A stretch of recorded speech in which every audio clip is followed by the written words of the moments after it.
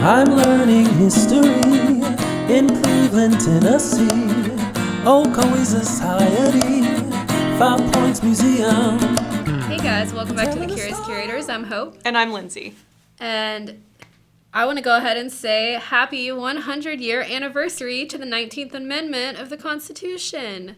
That's women's suffrage. It is. Today makes 100 years. This will not be going out on August 18th because we are recording on August 18th. It will take some time. We're on a short break right now from putting out podcasts, but we are still recording. So Yes, so you will have a bunch of them come September. Right, so this amendment says, the right of the citizens of the United States to vote shall not be denied or abridged by the United States or by any state on account of sex. So that was it. That meant that women could vote, and this was a long time coming. Oh, yeah, absolutely. It definitely didn't start in 1920 or even in the 1900s. No. I think this was kind of a worldwide struggle in the 1800s. It happened in the UK as well. And I'm sure women felt that they wanted to vote way before then anyways. Yeah. Well, and I actually read that in some of the colonies before they became states, women did have the right to vote. Okay. Was there a land-owning caveat? I think that must have been what it was. If you owned land or, like, if your husband had died. Right. If most men owned land, or I shouldn't say that, most land was owned by men, but there were some cases where women were the sole inheritor of land. Yes. I think one of the big things that started in the United States with women's suffrage was the Seneca Falls Convention. Yeah, it was kind of born of the abolitionist movement because a lot of women were involved in the abolitionist movement. Right, and this was in Seneca Falls, New York, and it was, kind of a declaration of sentiments with women saying, like, we should have these things and this is what we want. It was signed by 68 women and 32 men. Oh, okay. Yes, fantastic. But, that didn't really change anything in 1848. No, it didn't change any laws, of course, but I think it did set off the suffrage movement in the United States. Kind of set a precedent, I guess. And then Memphis was actually the home of the first Tennessee suffrage organization, and that was in 1889. And then by the 1890s, I almost said the 1990s, there were 10 leagues in Tennessee. So, I wouldn't say Tennessee was like the most in it, but they at least had something going on. Yeah, and a new precedent was set in the 15th Amendment, which gave African American men the right to vote. What was interesting that I found, however, was that Tennessee had already given them the right to vote in 1867, and the 15th Amendment was passed in 1870. Okay, so Tennessee was on the right track. They were on the ball, yeah. Yeah, then they were definitely on the right track. And they were also on the right track. We can't talk today, sorry. On the right track with women's suffrage, too. They also gave women the right to vote in municipal and presidential elections in 1919 before women's suffrage with the 19th Amendment had passed. And I believe it was, I wrote it down, Lookout Mountain gave women the right to vote in municipal elections before that as well. 1917, I think. Okay, you're right, yes, 1917. And that's... it's always really interesting, especially when a southern state is pretty progressive in that, so I thought that was pretty cool. Local suffrage kind of began from other women's groups, so church groups, sewing circles. Right. These other women's groups began to form these women's suffrage groups in Tennessee, and that's where many of them arose from.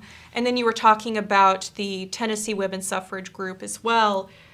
The consolidated form rose out of these different suffrage movements that appeared in cities across Tennessee, mostly big cities, but then there were places like Maryville and Lookout Mountain. Yeah. Those are pretty, because, I guess Tennessee has, I guess we could say 4, pretty large cities and then other quite large cities, but not everything was happening in those cities, so that's always a positive, especially when you're thinking, this was 100 years ago, so...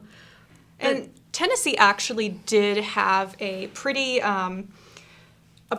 big leap forward in 1914 when they were able to get the National Women's Suffrage Association to hold their meeting in Tennessee. And that sort of jump-started a new wave of the movement as well, and a new interest. By that time, more than 25,000 Tennessee women were involved in women's suffrage organizations. Tennessee was on it. I like it that Tennessee was on the ball back then. And we all know that this amendment, the 19th Amendment, was actually passed in 1919, but in order for it to become an amendment, I guess, you need a 2/3 majority. Mm-hmm. And does anyone know what state was going to be the last one to put us over the majority? Well, if you listen to our podcast, It's our first episode. State of Tennessee was actually the last state in that 2/3 majority. And the governor was Albert Roberts, and he called a special legislative session to consider this proposal. And suffragists and anti-suffragists converged on Nashville. Because I think that it's also important to note that there were a lot of anti-suffragists that were women. I actually don't know why. I don't either.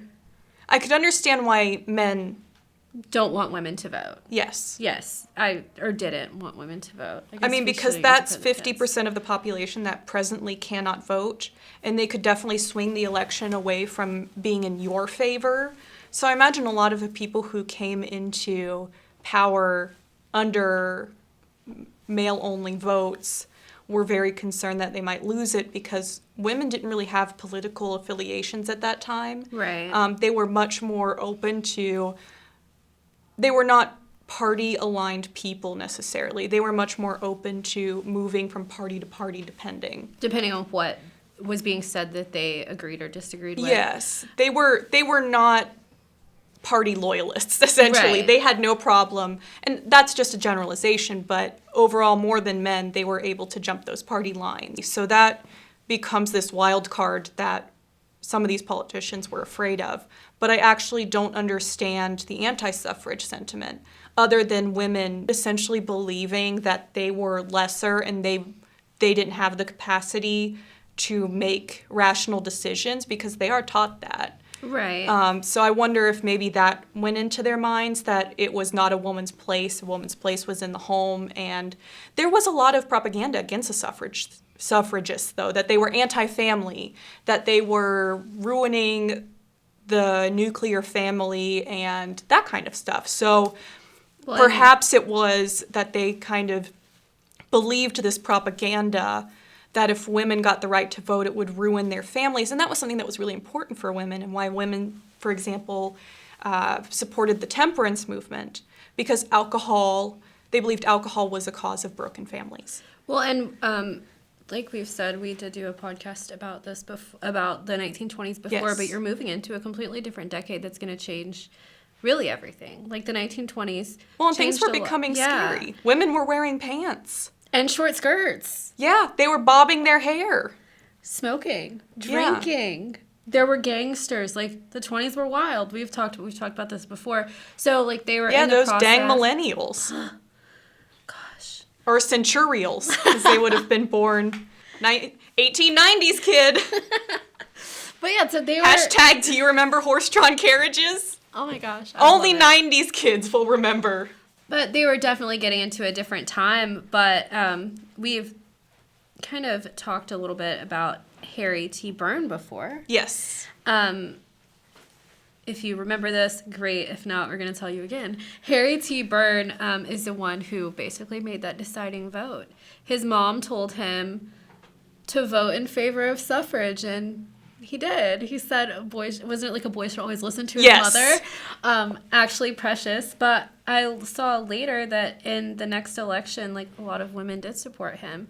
Yeah. And then a lot of those anti-suffrage politicians were struggling in the election of 1820. Yeah, because they had to validate their position to all these new women voters. Yeah, and it's well, and I did see that they said around 36% of women turned out to vote in that first year. This is clearly an estimation. There's really no exact way to know. And about 68% of eligible men had turned out at that same election. So, I mean, that's really not that bad, considering that 100% of the population will never vote. Well, right. So, like, that's an impossibility. Yeah, and after women's suffrage passed, there were still people who were trying to repeal it, and they had something called Indignation Meetings. And actually, Bradley County had an indignation meeting of over 100 people showed up to complain about having passed the amendment. But, you know, Chattanooga had 3 suffrage leagues, including one for men, that over 1,000 people were a part of. So, you know, our region had just as a mixed bag as you would expect for the rest of Tennessee. You had those suffrage leagues, but you also had people who were opposed. That's true. And, I mean, since this time, you know, women clearly do vote now and have also served as senators and everything else. Like, I read that 366 women have served as senators, delegates, and representatives since this 1920 election, which isn't a lot when you think about it, because, I mean, how many seats is it in, like, Congress? It's like it's over 500 collectively, and those can cycle out every 4 years, so that's not really a lot. But I will say that, like, now there are more women in politics. Yeah. But, you know, 100 years, that's it. 100 years that women have had the right to vote in national elections. Yeah. I want to say, like, the country's been around for so long, but, like, in comparison to literally, like, Mexico, we're a baby country. We haven't been around for very long as a country. But I think that this is important. It's important to recognize that, you know, and this amendment wasn't repealed because, you know, you said they were trying to do it. Yes. And only one amendment has ever been, like, repealed by another amendment. Yeah, and that was prohibition. Yes, so the 18th Amendment went right down the drain, but there's that. Is there anything else that you'd like to add? No, I think this is a good place to wrap up. I mean, it's 100 years of history we're trying to fit into 15 to 20 minutes. Yeah, that's true. We could definitely talk about this for a lot longer. Oh, absolutely. We'll leave it at this today. Thanks so much for listening, guys, and we'll be back next week. Bye.